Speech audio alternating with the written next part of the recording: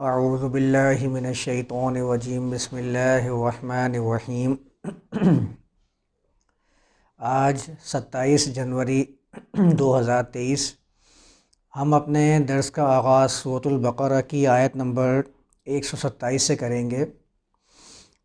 سورۃ البقرہ کی آیت نمبر 127 میں تسلسل ابراہیم رسول اللہ کا ہی چل رہا ہے۔ اس آیت میں اللہ نے بیان فرمایا ہے وَإِذْ يَرْفَعُ إِبْرَاهِيمُ الْقَوَاعِدَ مِنَ الْبَيْتِ وَإِسْمَاعِيلُ۔ ایک واقعے کی طرف نشاندہی کی ہے قرآن کے اندر۔ جب بھی اذ آتا ہے تو وہ کسی گزرے ہوئے واقعے کے بارے میں یاد دہانی کروانے کے لیے آتا ہے، جس کا ترجمہ ہوتا ہے کہ اور اس وقت کو یاد کرو جب ابراہیم اور اسماعیل بیت سے قواعد کو بلند کر رہے تھے۔ یعنی بیت موجود تھا، اس بیت کو ابراہیم نے اور اسماعیل نے وجود نہیں بخشا ہے، بلکہ یہ وجود رکھتا تھا اپنا وہاں پر۔ ابراہیم اور اسماعیل نے صرف اس کے اندر زندگی پیدا کی ہے، جیسے قرآن نے فرمایا نا وَأَذِّن فِي النَّاسِ بِالْحَجِّ يَأْتُوكَ رِجَالًا، کہ لوگوں میں حج کے بارے میں منادی کر دیں، اعلان فرما دیں۔ یہ ابراہیم رسول اللہ کو سورہ حج کے اندر اللہ نے حکم فرمایا۔ تو زندگی دی ہے اس کے اندر، اس کو وجود نہیں بخشا ہے، بلکہ یہ تو اللہ فرماتا ہے اِنَّ أَوَّلَ بَيْتٍ وُضِعَ لِلنَّاسِ، یہ تو پہلا گھر تھا جو لوگوں کے لیے وضع کیا گیا تھا، مقرر کیا گیا تھا۔ تو اس کو ابراہیم رسول اللہ نے وجود نہیں بخشا ہے، بلکہ اس کو زندگی دی ہے، اس کی بنیادوں کو بلند کیا۔ اس کے جو قواعد ہیں، عربی زبان میں قواعد فاؤنڈیشنز کہتے ہیں، یعنی فاؤنڈیشنز جیسے ہم نورانی قاعدہ پڑھتے ہیں۔ ایک تو فاؤنڈیشن ہمارے ہاں وہ جو عمارت کی رکھی جاتی ہے، ایک فاؤنڈیشن وہ ہوتی ہے جس سے انسان اپنی بنیاد کو کھڑا کر کے اپنی ذات کی نشوونما کر رہا ہوتا ہے، ابتدا سے انتہا کی طرف جا رہا ہوتا ہے، تو اس کے لیے بھی عربی زبان میں قواعد کا لفظ مستعمل ہے۔ یعنی اس کے دونوں معنی ہو سکتے ہیں کہ ابراہیم اور اسماعیل بیت سے عمارت کو بلند کر رہے تھے، اس کی جو بنیادیں ہیں ان کو اونچا کر رہے تھے، اور دوسری بات یہ بھی آ سکتی ہے کہ ابراہیم اور اسماعیل وہاں سے بیت سے اس فاؤنڈیشن کو لوگوں میں آگے پھیلانے کی کوشش کر رہے تھے، جہاں سے اللہ کے پیغام کو آگے منتقل کیا جائے۔ جیسے میں نے آیت پڑھی نا وَأَذِّن فِي النَّاسِ بِالْحَجِّ يَأْتُوكَ رِجَالًا، اس کا معنی یہ ہوا کہ یہ بیت ابراہیم اور اسماعیل سے پہلے بھی موجود تھا، اور جب موجود تھا تو مَثَابَةً لِلنَّاسِ وَأَمْنًا، جب بھی تھا لوگوں کے لوٹنے کا مقام یہ تب بھی تھا۔ جبھی تو اس کے بارے میں قرآن نے فرمایا کہ من البیت و اسماعیل، بیت سے کھڑی کر رہے تھے، بیت کو وجود نہیں بخش رہے تھے، بلکہ بیت تو موجود تھا، اس کے اندر وہ زندگی پیدا کر رہے تھے، اور ان کے دل سے یہ آواز نکل رہی تھی ربنا تقبل منا، اے ہمارے رب ہم سے اس چیز کو قبول فرما لے، انک انت السمیع العلیم، یقینی طور پر تو ہی ہے خوب سننے والا اور خوب جاننے والا ہے۔ یہاں ربنا تقبل منا فرمایا، اور اس کے بعد کہا ربنا واجعلنا مسلمین لک، ہمارے رب ہمیں سلامتی کرنے والا بنا دے تیرے لیے، یعنی تیرے پیغام کو آگے پھیلاتے ہوئے ہم لوگوں پر وہ تشدد، وہ تسلط قائم کرنے کی کوشش نہ کریں، بلکہ ہمارا مقصد صرف اتنا ہو کہ ہم تیرے لیے لوگوں کو سلامتی فراہم کریں، کیونکہ اللہ کے بارے میں خود اللہ فرماتا ہے السلام، اللہ خود بھی سلام ہے، اللہ کی طرف سے مخلوقات کو سلامتی ہی سلامتی دی جا رہی ہوتی ہے۔ آج ہم دیکھتے ہیں کہ یہ کائنات کے اندر جتنی چیزیں ہیں، ان میں سے کوئی ایک چیز ایسی نہیں ہے جو انسان کے لیے باعث شر ہو۔ ہاں ہمارا علم وہاں تک نہیں پہنچا ہے۔ میں نے ایک دفعہ ذکر کیا تھا نا کہ آج ہم یہ جانتے ہیں کہ سانپ جس کو ہم چلتی پھرتی ہلاکت سمجھتے تھے، بچھو جس کو ہم چلتا پھرتا موت سمجھتے تھے، آج وہ ہمارے لیے فائدے کا باعث ہے۔ تو میرا علم وہاں تک نہیں پہنچا ہے۔ اللہ نے تو ہر چیز کے اندر خیر ہی خیر رکھی ہے، بیدک الخیر، قرآن خود کہتا ہے، ایک جگہ فرماتا ہے وما خلقنا السماوات والارض وما بینہما باطلا، کہ یہ جو زمین و آسمان اور جو کچھ ان کے درمیان میں ہے یہ کچھ بھی باطل نہیں ہے، یہ سب فائدے کی چیزیں ہیں، نفع ہی نفع ہے اس کے اندر۔ وہ نفع ہم حاصل کیسے کرتے ہیں یہ ہمارے اوپر ڈیپینڈ کرتا ہے کہ ہمارا علم وہاں تک پہنچا ہے اب تک یا نہیں پہنچا۔ تو مسلمین لکا، سلامتی کرنے والا، تو اللہ جس طرح سلامتی کرنے والا ہے، اگر یہ صفت انسان کے اندر پیدا ہو جاتی ہے تو اس کے اندر اللہ کا صبغۃ اللہ پیدا ہو جاتا ہے، اللہ کا رنگ، جس کو اللہ نے فرمایا وَمَنْ أَحْسَنُ مِنَ اللَّهِ صِبْغًا، کہ اللہ کے رنگ سے بہتر رنگ کس کا ہو سکتا ہے؟ جو اللہ کے رنگ میں ڈھل جائے،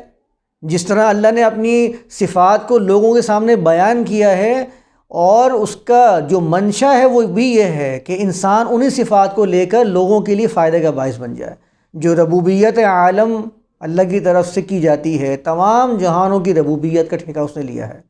ساری ذمہ داری اس کے اوپر ہے۔ وَمَا مِن دَابَّةٍ فِي الْأَرْضِ إِلَّا عَلَى اللَّهِ رِزْقُهَا، زمین میں حرکت کرنے والی کوئی چیز ایسی نہیں ہے جس کا رزق اللہ کے ذمہ نہ ہو، اس کا رزق اللہ کے ذمہ ہے۔ رزق کی فراوانی کا مسئلہ نہیں ہے،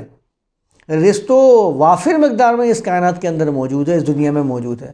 اصل جو مسئلہ آتا ہے وہ تقسیم کا آتا ہے، کہ تقسیم اگر منصفانہ ہوگی اس کائنات سے، اس دنیا سے لوگوں میں بھوک کا خاتمہ ہو جائے گا اور ہر شخص کی زندگی جنتی بن جائے گی۔ جس کو قرآن کہتا ہے نا جنات تجری من تحتها الانہار، وہ جنتی زندگی بنے گی کیسے؟ وہ جنتی زندگی بنے گی جب تقسیم منصفانہ ہوگی۔ رزق تو وافر مقدار میں موجود ہے، صرف تقسیم جو ہے وہ منصفانہ نہیں ہو رہی ہے۔ آپ تقسیم کو منصفانہ کریں، لوگوں کے پاس جو ان کے حقوق آپ کے پاس موجود ہیں وہ ادا کرنا شروع کر دیں،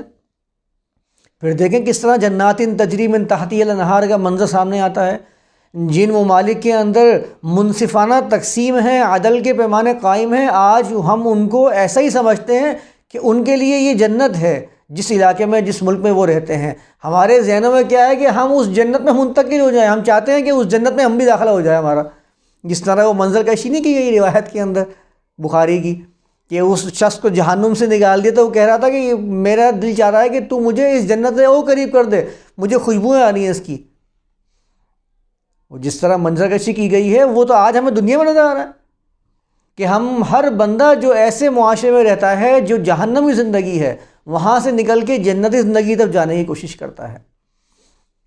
تو سلامتی ایسے ہوتی ہے، مسلمین لگا اس کو کہتے ہیں کہ ہم صرف اللہ کے لیے لوگوں کو سلامتی دینے والے بن جائیں، اور جو ان آیات کے عالم بردار ہیں، ان آیات کو لوگوں میں بیان کرنے والے ہیں، آج ان کی طرف سے اللہ کے لیے تو کوئی سلامتی نہیں ہوتی ہے۔ تم نے اگر صحابہ کی توہین کر رکھی ہے تو ہم تمہارے لیے سلامتی کا علم بلند نہیں کر سکتے، ہماری طرف سے تمہاری گردنیں کاٹ دی جائیں گی، تمہیں ختم کر دیا جائے گا، فساد برپا کر دیا جائے گا، اشخاص کے اوپر جھگڑے ہو رہے ہوتے ہیں، ہر معاملہ جو بھی کر رہے ہوتے ہیں وہ صرف ذات اور اشخاص تک محدود ہے۔ یہ کلام بتاتا رہا ہے کہ ابراہیم اور اسماعیل کہہ رہے ہیں ربنا وجعلنا مسلمین لکا، تیرے لیے ہم لوگوں میں سلامتی پیدا کرنے والے بن جائیں، یعنی جتنا کام ہو وہ صرف اللہ کے لیے ہو، اللہ کی اس دنیا کو بہتر بنانے کے لیے ہو جو اللہ چاہتا ہے۔ ومن ذریتنا، اور صرف ہم ہی نہ ہوں بلکہ ایسا معاملہ ہو جائے ہم اس طریقے سے اپنے بچوں کی تربیت کریں کہ ہماری اولاد بھی ہم میں سے نکلے، امۃ مسلمۃ لک، ہماری اولادوں میں سے جماعتیں نکلیں جو تیرے لیے سلامتیاں کرنے والی ہوں۔ یہاں بھی لکا کا الفاظ قرآن نے استعمال کیا ہے، مسلمۃ لک وَأَرِنَا مَنَاسِكَنَا وَتُبْ عَلَيْنَا، اور ہمیں دکھا، یہاں بھی دیکھیں رعا کا لفظ آیا ہے، میں پہلے بیان کر چکا ہوں نا کہ رعا، رؤیا، یہ وہ چیزیں ہیں، رعا کا لفظ بتاتا ہے کہ وہ چیز جو آپ کے سامنے آ جائے، محسوس طریقے سے آپ اس کو پہچان سکیں۔ وَأَرِنَا مَنَاسِكَنَا، دکھا دے ہمیں ہمارے طور طریقے، ہماری زندگی کس چال پر چلے گی، ان راستوں کا تعین ہمیں فرما دے، ایسے فرما دے کہ وہ ایبسٹریکٹ نہ ہو، خیالی نہ ہو، تصوراتی نہ ہو، بلکہ وہ ہمیں محسوس ہو، ہم محسوس طریقے سے اس راستے پر چلتے چلے جائیں اور اپنی منزل تک پہنچ جائیں۔ ایسے ہمیں گائیڈ کر، ایسے ہمیں رہنمائی فرما، وتب علینا، اور ہم پر لوٹ۔ اب یہاں پر تب کا لفظ آیا ہے، تابہ سے ہے، اسی سے توبہ کا لفظ بنا ہے۔ ہمارے ہاں تو توبہ کا لفظ جیسے ہی آتا ہے تو ہمارے ذہن میں کیا آتا ہے کہ بھئی اللہ کے لیے جب آتا ہے، آگے ہے نا انک انت التواب الرحیم، اللہ کے لیے آئے گا تواب تو اس کا مطلب ہوگا توبہ قبول کرنے والا، اور جب انسانوں کے لیے تواب آئے گا تو کہتے ہیں توبہ کرنے والا۔ تو ہماری زبانوں سے استغفر اللہ کی تسبیح شروع ہو جاتی ہے، اعوذ باللہ پڑھنا شروع ہو جاتے ہیں، یا مختلف قسم کے واتوب الیہ کے جو الفاظ ہیں روایات کے اندر آئے ہیں یا کہیں بھی آئے ہیں، وہ سارے کے سارے الفاظ ہمارے ذہن میں آنا شروع ہو جاتے ہیں۔ توبہ کا مفہوم میں پہلے بیان کر چکا ہوں کہ توبہ کا اصل معنی ہوتا ہے لوٹنا، کہ آپ اگر منزل سے کسی ایسی جگہ مڑ گئے ہیں کہ آپ منزل سے بھٹکنے کی طرف جا رہے ہیں، اپنے راستے کو چھوڑ کر دوسرے غلط راستے کی طرف جا رہے ہیں، اور آپ کو ایک دم سے احساس ہوتا ہے کہ نہیں نہیں یہ میں کہاں آ گیا، یہ تو میں غلط راستے پہ جا رہا ہوں۔ جیسے آج ہوتا نہیں ہم لوگوں کے، کوئی جا رہے ہیں راستے پہ اور ایک دم یاد آ رہا ہے نہیں یہ تو میں نے غلط راستہ لے لیا ہے، مجھے تو صحیح راستے پہ جانا ہے۔ تو پہلا کام کیا کرتے ہیں کہ چلو ٹھیک ہے وہیں لوٹتے ہیں جہاں سے غلطی ہوئی ہے، اس چوراہے پہ، اس راؤنڈ اباؤٹ پہ جاتے ہیں، پھر وہاں سے صحیح تعین کرتے ہیں منزل کا۔ اس کو عربی زبان میں توبہ کہتے ہیں۔ یہاں فرما رہا ہے ابراہیم رسول اللہ اور اسماعیل رسول اللہ کے کلام کو اللہ کہہ رہا ہے کہ وہ کہتے ہیں وتب علینا، تو ہم پر لوٹ۔ تو اللہ کے پاس کا لوٹنے کا کیا مطلب ہے؟ اللہ کی طرف جب آپ ایک قدم بڑھاتے ہیں تو ہمارا وہ قدم ہمیں منزل سے 2 قدم قریب کرتا ہے، یہ اللہ کا ہماری طرف لوٹنا ہوتا ہے۔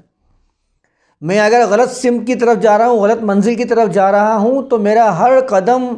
غلطی کی طرف ہے، جب تک میں لوٹوں گا نہیں وہ توبہ نہیں کہا جائے گا اس کو عربی کے اندر۔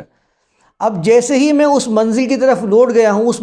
پوائنٹ کی طرف لوٹ گیا ہوں جہاں سے مجھ سے غلطی ہوئی تھی، اب میں وہاں سے ایک قدم آگے بڑھاتا ہوں تو یہ ایک قدم میرا منزل کی طرف 2 قدم کے برابر ہوتا ہے، کیونکہ ایک قدم میں نے وہاں سے اپنا پیچھے موڑا ہے غلط راستے کی طرف سے، تو میری وہاں سے ایک فائدہ ہوا، مجھے وہاں سے مجھے ایک فائدہ حاصل ہوا کہ میں نے غلط منزل کی طرف سے ایک قدم اپنا روک لیا، اور دوسرا میں نے صحیح منزل کی جانب جب قدم بڑھایا ہے تو مجھے یہاں سے ایک قدم بڑھانے سے منزل میرے 2 قدم قریب ہوئی ہے، غلط راستے سے بچ گیا اور صحیح راستے کی طرف گامزن ہو گیا۔ اب جب بھی میں ایک قدم آگے بڑھاتا رہوں گا صحیح راستے کی طرف، وہ مجھے منزل میرے 2 قدم قریب ہوتی رہے گی، ایک قدم وہ جو غلط راستے سے بچایا مجھے، اور ایک قدم وہ جو میں آگے کی طرف بڑھتا چلا جا رہا ہوں۔ تو اس کو کہتے ہیں انک انت التواب الرحیم، تیری طرف لوٹنے والے جب آئیں گے تو ان کی طرف 2 قدم لوٹ کے واپس آئے گا۔ تواب کا لفظ مبالغہ کے لیے آتا ہے، خوب لوٹنے والا، ہم پر لوٹ۔ ہم اگر تیری منزل کی طرف آتے ہیں، وہ ارینا مناسکنا کے الفاظ آئے نا کہ ہمیں وہ طور طریقے بتا، ہمیں محسوس طریقے سے ہمیں سمجھا کہ ہمیں راستے کا تعین کیسے کرنا ہے، اپنی زندگیوں کو کس طریقے سے ڈھالنا ہے، اور جب ہمیں وہ رہنمائی فرما دے گا تو وتب علینا، اور ہم پر لوٹ، کیونکہ ہم جب اس راستے پر چلیں گے تو ہمارے سامنے ضرر، نقصان، بھوک، افلاس، یہ ساری چیزوں کا سامنا ہوگا۔ ہم سے غلطی بھی ہو سکتی ہیں، راستے میں جا رہے ہیں، کہیں دل کسی اور جگہ راغب ہو جاتا ہے، آپ بیٹھ جاتے ہیں، اپنی منزل کو بھول جاتے ہیں۔ بعض اوقات ایسا ہوتا ہے کہ ہم کہیں جا رہے ہیں، راستے میں بیٹھ گئے ہیں، وہ منزل یاد ہی نہیں رہی کہ ہمیں تو وہاں جانا ہے، ٹائم ہمارا ضائع ہونے لگ جاتا ہے، منزل کی فکر ہماری مانگ پڑنا شروع ہو جاتی ہے۔ تو اگر راستے میں ہمیں ایسے مسائل کا سامنا ہوگا، ایسی مشکلات آئیں گی، ایسی جاذبیت ہوگی چیزوں کے اندر جو ہمیں کھینچ رہی ہوگی، تو ہمارے قدم بھٹک بھی سکتے ہیں۔ تو ہر موقع پر ہمیں تیری مغفرت چاہیے، تیری حفاظت چاہیے۔ تو وہاں پر وتب علینا، ہمیں جہاں جہاں رہنمائی کی ضرورت پڑے گی، وتب علینا، تو ہم پر لوٹ، ہمیں رہنمائی عطا فرما، کیونکہ راستہ کٹھن ہے، راستہ آسان نہیں ہے، یہ راستہ بڑا مشکل ہے۔ وتب علینا، ابھی تو ہمارے لیے تو بڑا آسان ہے نا، ہم نے تو پیدا ہی مسلمان کے گھر میں ہو گئے اور سمجھ رہے ہیں ہم تو ایمان والے بن گئے ہیں۔ میں انشاءاللہ بیان کروں گا کہ آمنو اور یؤمنون کے الفاظ، اس کے اندر کیا حقیقت پنہا ہے، کیوں اللہ نے ورب استعمال کیا ہے آمنو اور یؤمنون۔ تو یہ راستہ آسان نہیں ہے، یہ راستہ ان لوگوں کو معلوم ہے جنہوں نے پوری اقوام سے ٹکر لی تھی، پوری قومیں برسر پیکار تھیں، اکیلے کھڑے ہوئے ہیں۔ ان ابراہیم کان امۃ قانتا للہ حنیف، اکیلے کھڑے ہوئے ہیں پوری قوم کے اندر، پوری قوم ایک سمت کی طرف جا رہی ہے، وہ حنیف بنے ہوئے ہیں دوسری سمت کی طرف، ان کا رخ کہتے ہیں وجہت وجہی للذی فطر السماوات والارض، میرا جو مقصد ہے، میری منزل تو اللہ کی طرف سے جس نے آسمانوں و زمینوں کو پیدا فرمایا ہے۔ وما انا من المشرکین، میں مشرکین میں سے نہیں ہوں۔ انی وجہت وجہی للذی، آیت ہوئی نا، میں نے تو اپنی سمت کو، اپنی منزل کو اللہ کی طرف کر لیا ہے۔ دیکھ لیا تمہارے خداؤں کو، تمہارے خداؤں میں کتنا دم ہے، کتنا تمہاری بات کو سننے والے ہیں۔ تو راستہ آسان نہیں ہے، اور اگر ہمیں لگتا ہے کہ واقعی یہ راستہ آسان ہے تو اس قرآن کی جتنی تعلیمات ہیں اس کو اپلائی کر کے دیکھ لیا جائے۔ آج بھی دنیا بھر کے اندر اس تعلیم کو فالو کرنے والے موجود نہیں ہیں، اقوام کے اندر اس کے قوانین کو آئین کا درجہ نہیں دیا جاتا ہے، دے ہی نہیں پا رہے ہیں، کیونکہ اس میں تو عدل کی بات کی جاتی ہے، جذبات کو ہٹا کر بات کی جاتی ہے کہ آپ کو جذبات آڑے نہیں آنے چاہیے، رشتے ناطے سب ایمان کی بنیاد پر قائم ہیں، عدل یہ سب سے بلند معیار عدل کا ہے۔ اعدلوا هو اقرب للتقوی، عدل کرو وہ تقوی کے زیادہ قریب ہے۔ تو بڑا کٹھن راستہ ہے جس کو قرآن نے بیان کیا ہے، آسان نہیں ہے۔ تو ایسے راستے پر مصائب بھی آئیں گے، مشکلات بھی آئیں گی، جہاں جہاں ہم مشکل میں گھر جائیں گے، راستہ نظر نہیں آ رہا ہوگا، پریشان ہوں گے، وَتُبْ عَلَيْنَا، تو ہم پر لوٹ، اور جب تو لوٹتا ہے اِنَّكَ أَنْتَ التَّوَّابُ الرَّحِيمُ، تو منزل ہمارے قریب ہوتی چلی جاتی ہے، ہم ایک قدم آگے بڑھاتے ہیں، بدلے میں ہمیں 2 قدم منزل ہمارے قریب ہوتی چلی جاتی ہے۔ یہ ہے تواب الرحیم، اور تواب کے ساتھ رحیم کا لفظ بھی بڑا اہم ہے۔ رحیم رحم سے ہے، رحم عورت کے پیٹ کا وہ حصہ جہاں بچہ پنپتا ہے، پرورش پاتا ہے، یعنی جتنی سامان پرورش، جتنی چیزیں پرورش کے لیے ضروری ہوتی ہیں وہ ساری دینے والا تو ہے۔ جہاں جہاں مجھے مشکل آ رہی ہے، میں تھک گیا ہوں، تو مجھے آگے بڑھنے کے لیے وہ چیزیں، وہ بوسٹرز کیسے ملیں گے؟ وہ تیری ذات سے ملیں گے، تیری رہنمائی سے ملیں گے۔ آج دیکھتے رہے ہم لوگ، اپنے وجود کو قائم رکھنے کے لیے ہمیں مسلسل کچھ نہ کچھ کھانا پینا پڑتا ہے، ہم اپنا وجود قائم رکھ ہی نہیں سکتے۔ یہ کہاں سے آیا ہے؟ یہ سامان پرورش دینے والا کون ہے؟ یہ اللہ کی ذات ہے۔ تو تواب بھی ہے اور رحیم بھی ہے۔